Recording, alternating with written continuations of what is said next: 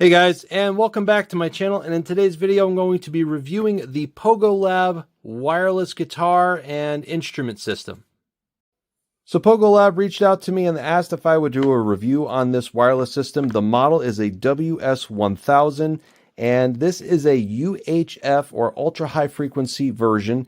It's got a couple different features that we'll go over, but the first thing we're going to do is we're going to do an unboxing and see what it comes with.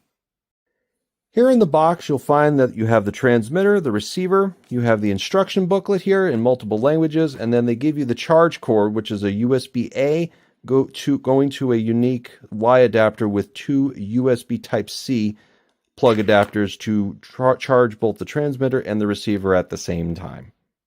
In terms of features, it's pretty straightforward on what you get.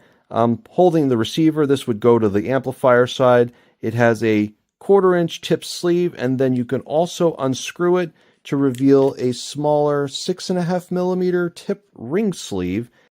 The system is ready to use right out of the box, but there is a power switch here. So you turn on the power, you're going to see a green LED here around the pairing button right here, and it's going to blink until it is paired up with the other with the transmitter. So we'll go ahead and turn that on. And then they will turn solid once they have been paired together. Now to some of the nitty-gritty technical details for those that are interested. This is their UHF system. They do have a couple other different systems, but they do not specify here in the manual, and I did ask the company what the exact frequency range that this operates in, and they were not able to give me a direct answer. But the reason I was asking that question to begin with was, is this a single channel with meaning one specific frequency in a frequency range that these wireless devices operate in? And they could not tell me, but the manual clearly says right here that this has the ability, there's 70 different preset frequencies in a given range that allows these devices to operate in, which is a good thing, because if you are operating another wireless device in the same frequency range that this is operating, you're going to get interference. And the way that you would go and shift the default frequency that this is operating in, once you turn these on, you press and hold both of these buttons for 3 seconds, then the transmitter and receiver will then scan their pre-programmed frequency range to another frequency to where you're not getting interference from another wireless. In terms of battery life, according to the instructions and the advertising, the built-in lithium batteries have a runtime on a full charge of about 4.5 hours, in which that is more than plenty for your average gig nowadays. Unfortunately, they're just not serviceable. You don't really have a way to go and take out that lithium battery and replace it, because lithium batteries do wear out over time. So that's a little bit of a detractor in my mind, but still 4.5 hours is a good runtime for the given battery life. Now, the way that you can check on the battery life, so if you were to go and turn on the switch on the side here, you have a 4-segmented LED in which you can actually see how much battery life is left. And then in the instructions, it'll actually tell you what that equates out to be, if it's 80% full, if it's 20% full, and that's all discussed here in the manual. But at a glance, you want to make sure you have at least 4 or 3 bars to give you the most amount of playtime with this system. Now, another least used feature, but I wanted to mention because it does say in the instruction manual, and I think this is actually a pretty cool one.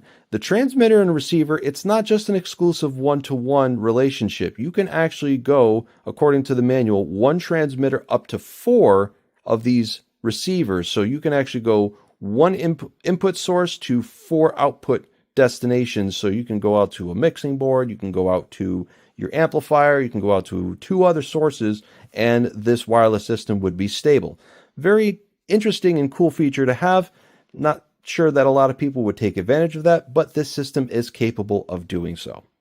Now that I've gone over the feature set of the system, very happy with what I'm seeing, but there's a few questions that I want to answer for myself. And we are going to go ahead and set this up. We're going to test it. I'm going to give you a direct audio tap right off of my amplifier going into the computer to the camera without any alterations, and let you listen to the noise and the background of the system and seeing how it sounds compared to a cable directly connected to the amplifier, of course, and that'll give us an idea on how well this system performs.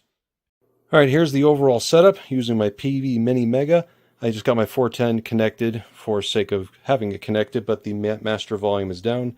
DI out is set to post EQ, running directly to the PV6 mixer, to which I'll set you guys up on the tripod, and the camera will be USB connected to the PV6 so you can get a nice clean signal of exactly how this wireless sounds.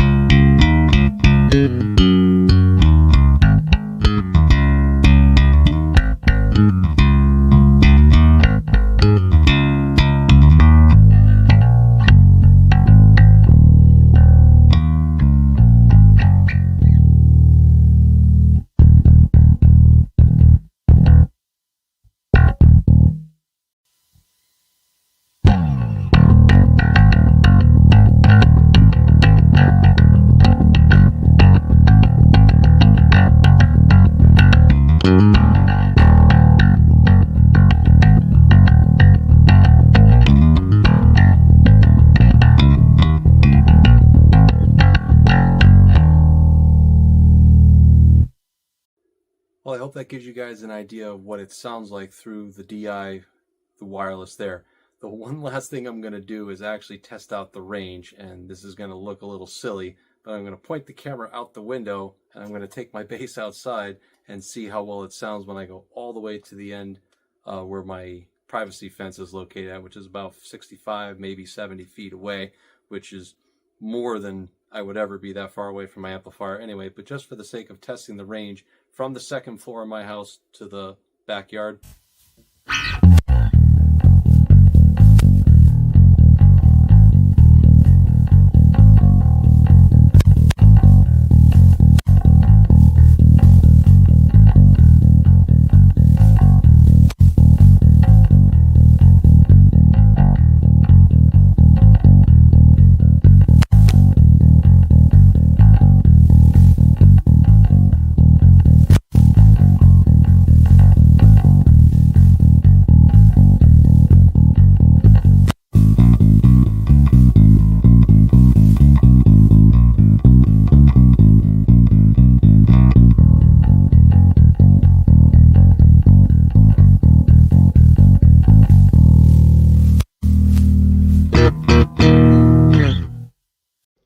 Well, guys, to sum up my final thoughts on this wireless system, I'm actually impressed. For the money that you spend on the system, you're actually getting quite a bit of value for your money. And I'm not saying that just because these guys did send this to me free of charge in exchange for my review. I've done the testing, and it actually sounds decent to my ears. Now, you're never going to get as good of a signal with the wireless system as you would a cable, but for some of the trade-offs that you get for having a wireless system with your bass guitar or guitar system or any other instrument, it's actually really good considering the price point. If there's any technical questions or any other further questions on the product, please feel free to let me know.